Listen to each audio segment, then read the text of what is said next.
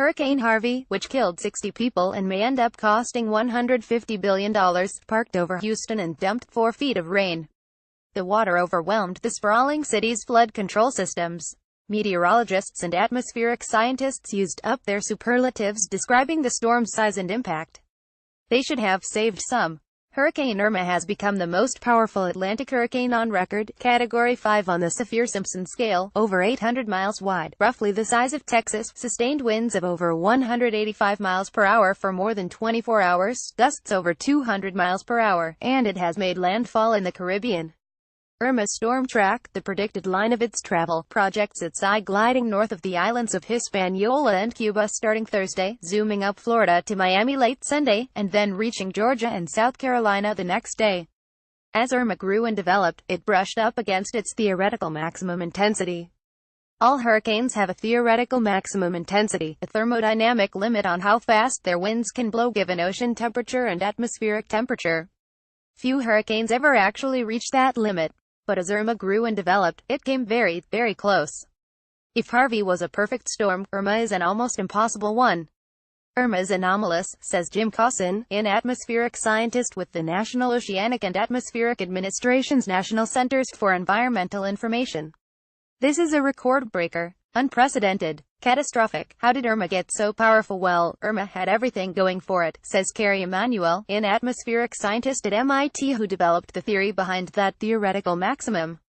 The water was warm, the layer of warm water was deep, and there was almost no wind shear, which tends to be very destructive to hurricanes. It can live up to its potential, if you will. The most efficient hurricanes stretch from the ocean up to the bottom of the stratosphere, between 50,000 and 60,000 feet in the tropics. That vertical column lowers the air pressure and the storm gets more powerful. Wind shear knocks down the column, but so far Irma hasn't run into much. Will it? That's tough to predict. Average conditions, as Cosson has written, would predict higher wind shear as Irma approached Florida. But right now the water is warm, and surface temperature doesn't vary quickly. It's safe to say Irma will keep that fuel at its feet for some time. That thermodynamic speed limit in the Straits of Florida right now is ridiculously high, a frightening prospect, Cosson says, maybe more than 200 miles per hour by some calculations. If a storm spins through there, in the absence of shear it can get really strong. Other possibilities could rein Irma in. Direct hits on the variegated topography of Hispaniola and Cuba, for example, might be disastrous for the islands but could mellow the storm. Irma might even behave in a way that lessens its own impact. If it moves slowly it could churn up the water, actually cooling the water beneath itself, so it has a self-regulating feature, Cosson says.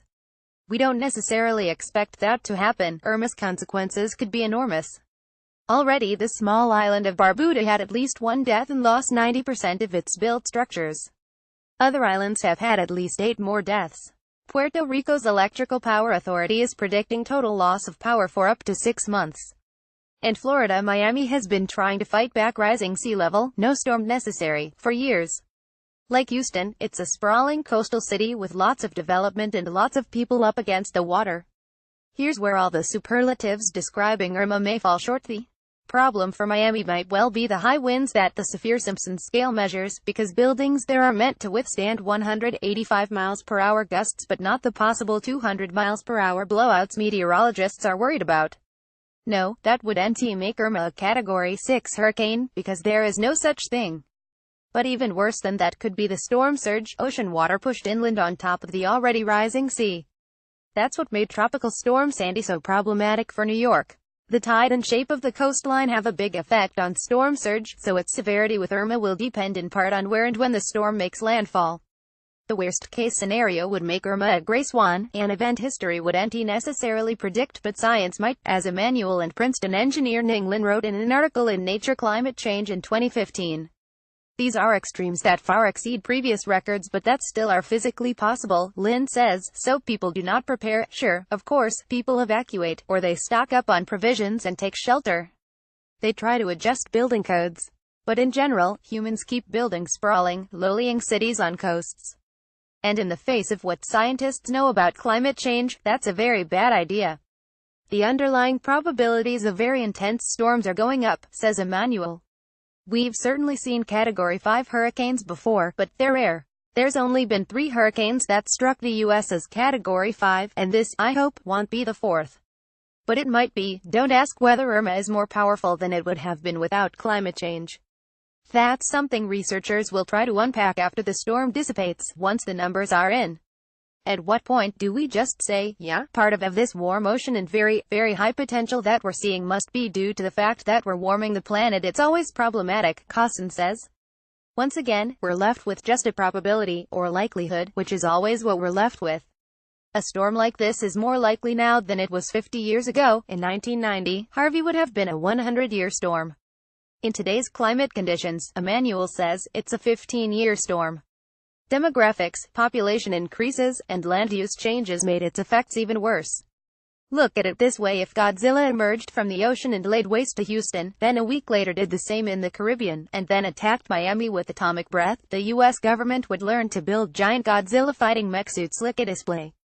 We've had 2 outlier, extreme hurricanes back to back. If that doesn't raise red flags, I don't know what would, Cosson says. One storm is a problem for FEMA, for Health and Human Services, for the Coast Guard. But multiple storms, one after the other, city after city, that's a policy question. And meanwhile, after Irma, there's Hurricane Jose, right now a comparatively gentle Category 1, spinning toward the Caribbean.